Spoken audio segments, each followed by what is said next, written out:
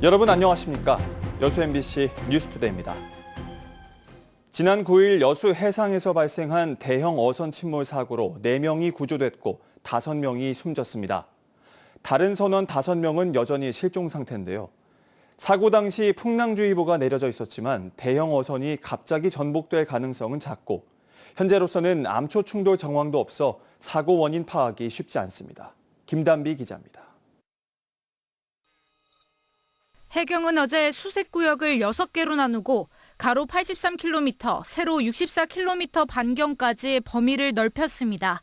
민간 어선들도 힘을 보태는 등 수색은 하늘과 바다, 물밑에서 동시에 진행 중입니다. 하지만 9일 이후 추가로 발견된 실종자는 없습니다. 아침에 급하게 부산에서 또 배가 출항을 또 한 배도 있고 그 사고 수색하러. 사고 원인은 아직 오리무중입니다. 부산에서 출항해 사고 해역까지 암초에 부딪히거나 선체가 손상된 정황도 없는 것으로 확인됐습니다. 해경은 사고 당시 해역에 풍랑주의보가 내려졌지만 100톤급 이상의 어선이 2.5m 파도에 전복돼 침몰한 건 일반적이지 않다는 입장입니다. 현장에서 느끼는 바에 의하면 이런 선박들이 2.5m 파고에 이렇게 순식간에 이렇게 전복이 된다는 것은 일반적인 사항은 아니라는. 구조된 인도네시아 선원은 침실에 있을 때 배가 기울어지는 느낌이 들어 밖으로 나왔고 얼마 지나지 않아 왼쪽으로 전복됐다고 해경에 진술했습니다. 베트남 선원들은 어제 조사를 받을 예정이었지만 몸 상태가 좋지 않아 중환자실에 입원했습니다. 해경은 정확한 침몰 원인을 규명하기 위해서는 선박 인양이 필요하다고 보고 있습니다.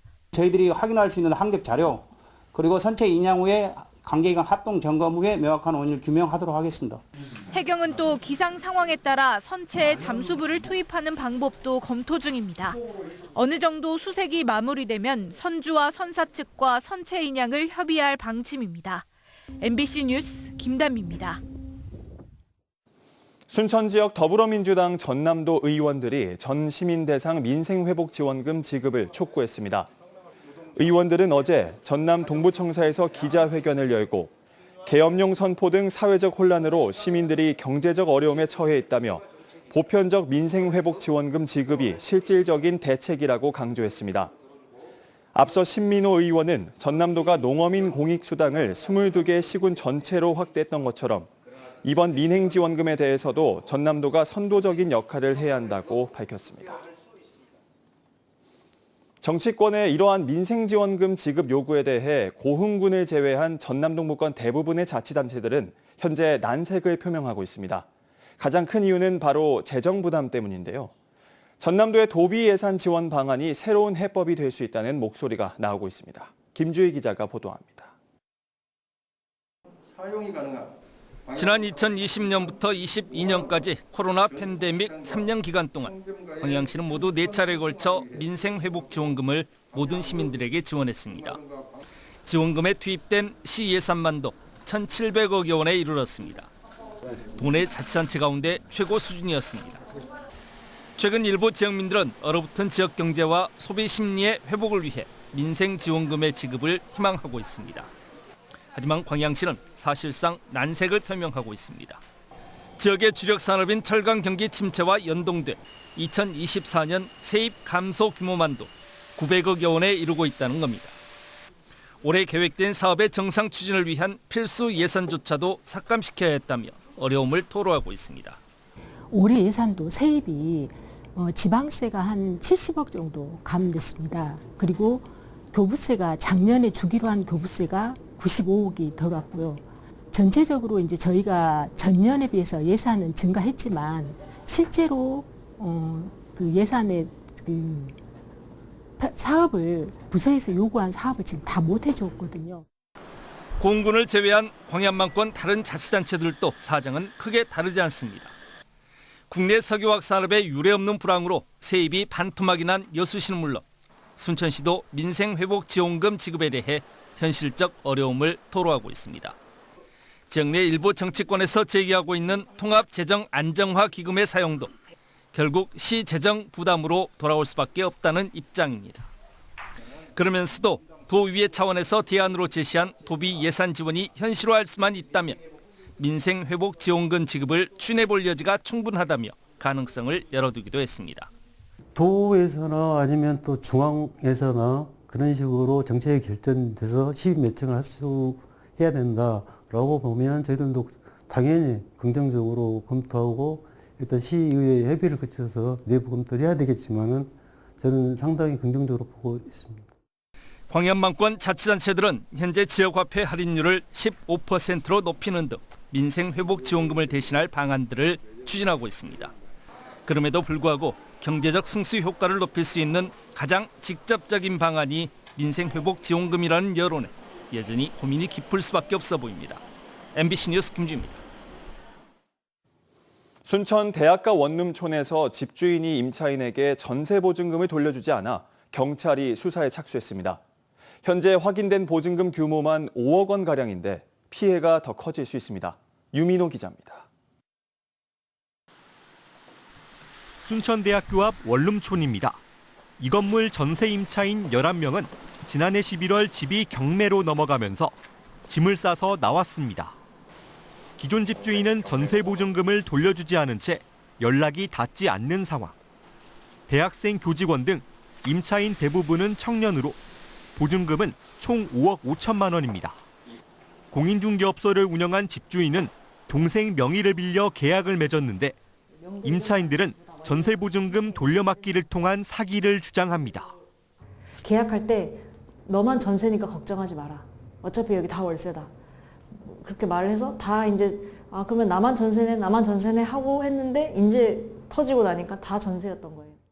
문제는 피해 규모가 불어날 수 있다는 겁니다. 집주인이 가족 명의 등으로 소유한 원룸 건물이 2채 더 있는데 모두 경매를 앞둔 것으로 파악됐습니다. 얼마 떨어지지 않은 다른 건물입니다. 이곳도 고지서가 쌓여가고 있고 경매가 진행될 예정입니다. 관리하던 그 원룸의 3개가 대부분 전세예요. 그러니까 거의 9대 1 정도로 거의 전세이기 때문에 이제 그렇게 갭 투자를 한 걸로 저희는 추정이 되고요. 지난해 순천에서는 아파트 218채를 자기 자본 없이 사들여 전세보증금 95억 원에 가로챈 집주인 등 공범 5명이 재판에 넘겨지는 등 관련 사건이 끊이지 않고 있습니다. 부동산 계약 경험이 부족한 청년들이 지속적으로 피해에 노출되고 있다는 지적입니다. 어떤 보증보험에 가입을 해야 되는지, 그리고 지자체에서 제공하는 부동산 계약을 했을 때 법률적으로 참고해야 되는 부분이 어떤 것들이 있는지에 대한 인지도가 조금 부족한 것으로 파악이 되고요. 모임을 꾸린 원룸촌 임차인들은 정치권과 순천시에 법률 상담 등 피해 지원을 요청했습니다. 고소장을 접수한 경찰도 수사에 착수했습니다. MBC 뉴스 유민호입니다.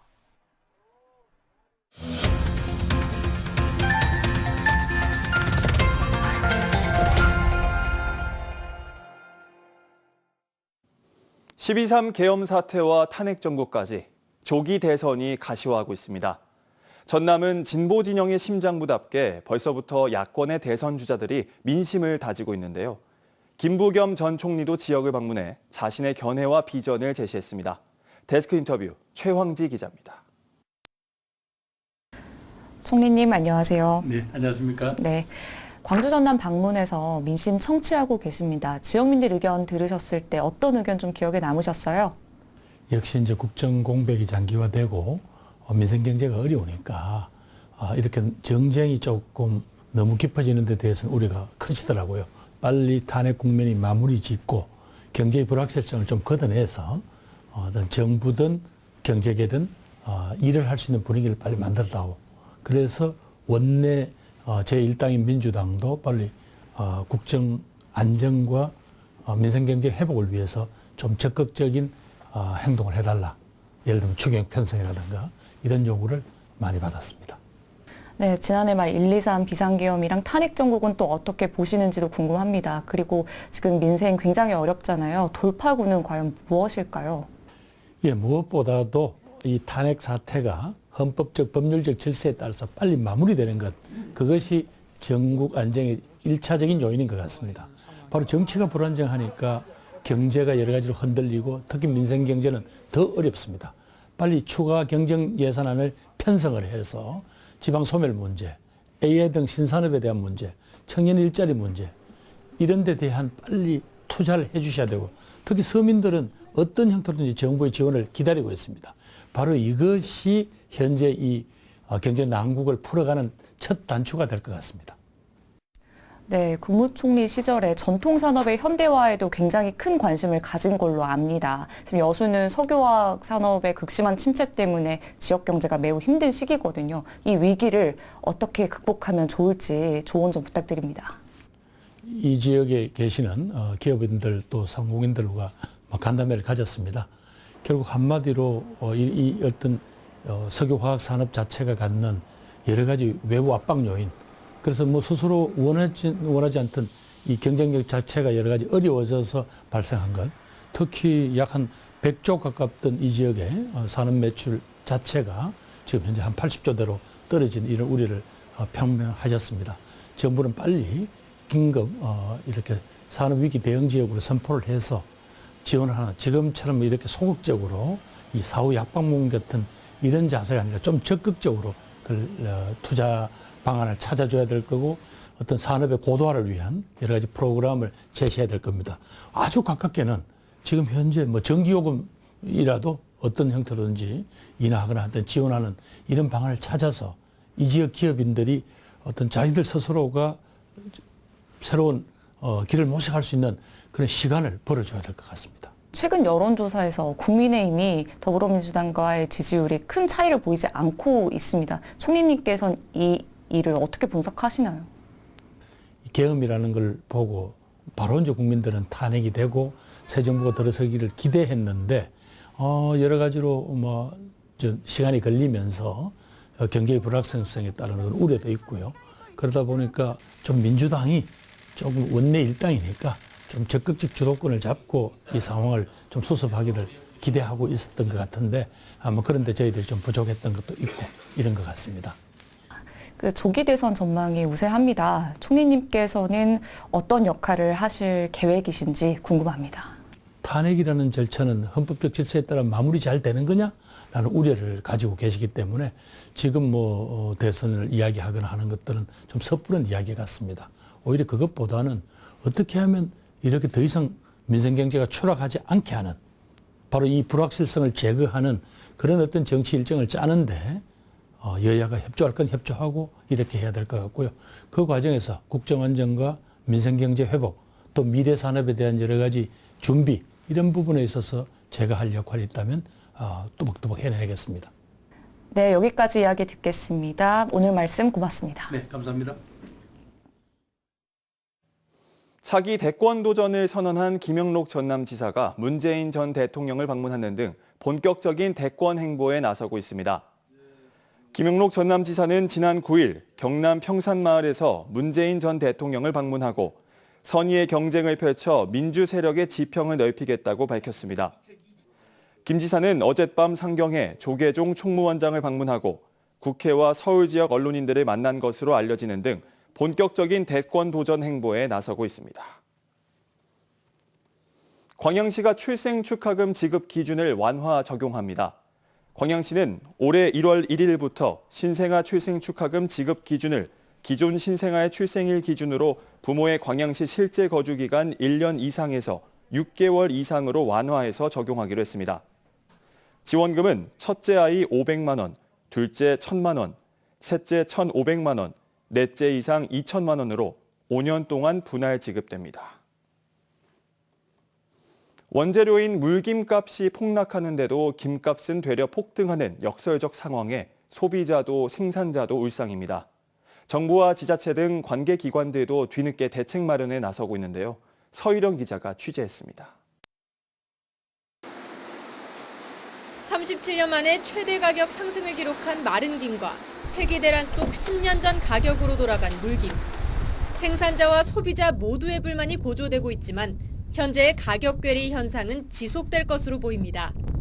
20몇 년 경험해봤지만 처음 겪은 일이에요. 이게 작년하고 올 상을 처음 겪은 일이라 너무 이게 바란스가 안 맨다 이거죠. 이 같은 문제를 해결하기 위해 해양수산부는 물론 기재부와 공정위 등 범정부 차원의 대책 마련이 논의되고 있습니다. 기존 무면허 양식장 단속은 채취 현장을 직접 적발하지 못하면 처벌이 어렵고 안전상 문제로 야간 단속이 불가능했습니다. 앞으로는 김양식장 관리선의 작업 시 입출항 신고를 의무화해 미신고 작업 자체의 과태료 혹은 행정처분할 계획입니다. 딱 관리선이 나가서 작업을 안 해주면 바다에서 말목을 박을 수가 없기 때문에 딱 시설을 못하기 때문에 불법 시설이 막을 수. 기존 김양식 시설 확대 정책도 전면 재검토가 이뤄집니다. 전라남도는 당장 오는 7월부터 공급 과잉으로 어려움을 겪고 있는 전북 어가를 위해 김양식으로의 업종 전환을 허가할 예정이었습니다. 하지만 물김 과잉 생산과 폭락세가 이어지면서 대체 업종을 개체굴 등 타 종목으로 전환하기로 했습니다. 가공 유통 분야에선 마른 김의 안정적인 생산을 유도하기 위해 가공 공장에 자금을 지원할 계획입니다. 지원 규모는 300억 원가량으로 노후화된 가공 공장의 건조시설 등을 지원하게 됩니다. 물김 생산량이 많이 늘었기 때문에 거기에 따른 기능 보강 사업, 노후화된 시설이 저희 전남 도내에는 태반이거든요. 관계기관 합동 김 유통질서 점검단은 전남 목포를 시작으로 매주 한 차례 전국 김 유통가공 업체를 찾아 현장 조사를 실시합니다. 그래서 저희가 전국 단위로 매주 계속 돌 거예요. 그러다가 이제 뭐 혹시 유통업체에서 저희도 이제 유통업체들 이제 가격들을 계속 조사를 할 거고 그때 혹시 뭐 문제가 되는 사항들이 있으면 그래서 저희도 바로 의견을 청취를 듣고 뭐 그때 저희가 뭐 지원을 할 수 있으면 하고. 어민들을 중심으로 김시장 안정을 위한 자구책도 나오는 상황. 고흥 등 지자체에서는 계약 재배 시범 도입을 추진하고 있고 일각에서는 한국 김공사 설립 등을 제안하고 나섰습니다. 이 같은 움직임이 취약한 김산업 구조에 어떤 영향을 줄지 관심이 쏠리고 있습니다.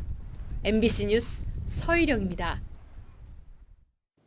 봄이 오면 생각나는 여수 대표 특산물인 거문도 해풍쑥이 출하를 앞두고 있습니다. 거문도 생쑥은 다른 지역보다 보름가량 빨리 수확에 들어가면서 이번 달 중순부터 본격적으로 출하될 예정입니다. 여수시는 거문도 해풍쑥의 브랜드 강화를 위해 사업비 1억 900만 원을 투입했으며 포장재와 물류비 등을 지원하고 있습니다. 5월 단체가 전두환 노태우 일가의 은닉 비자금 환수를 위한 법 개정을 촉구했습니다. 단체는 어제 성명서를 내고 서울서부지법은 최근 정부가 전 씨의 부인 이순자 씨 등 11명을 상대로 낸 소유권 이전 소송을 각하했다며 전 씨의 미납 추징금을 환수하기 위한 서울 서대문구 연희동 자택 소유권 이전 시도도 불발됐다고 지적했습니다. 단체는 그러면서 국회는 전 씨의 미납 추징금과 노 씨 일가의 추가 은닉 비자금 환수와 관련된 범죄 수익 은닉 규제법 등의 법안을 조속히 통과시켜야 한다고 강조했습니다. 전라남도는 올해 섬과 어촌 지역에 2,556억 원을 들여 섬 정주 여건 개선과 어항 개발, 해양 레저 인프라 조성 등 57개 사업을 시행하기로 했습니다. 주요 사업은 2016 여수 세계 섬 박람회와 섬 종합 발전 사업, K 관광섬, 어촌 신활력 사업 등입니다. 전남도는 여수 세계 섬 박람회와 7년 만에 전남에서 열리는 섬의 날 기념 행사를 통해 섬의 중요성을 알리고 섬 경제 활성화에도 나선다는 계획입니다. 영산강 일부 구간의 오염이 심각한 것으로 조사돼 정부 차원의 대책 마련이 필요하다는 주장이 제기됐습니다. 전남도 의회 최병용 의원은 영산강 일부 구간 수질이 4급수로 떨어졌는데 주요 오염은 광주시 구간을 통과하는 과정과 축사 등의 비점 오염원이 가장 큰 원인으로 손꼽히고 있다며 대책 마련을 요구했습니다.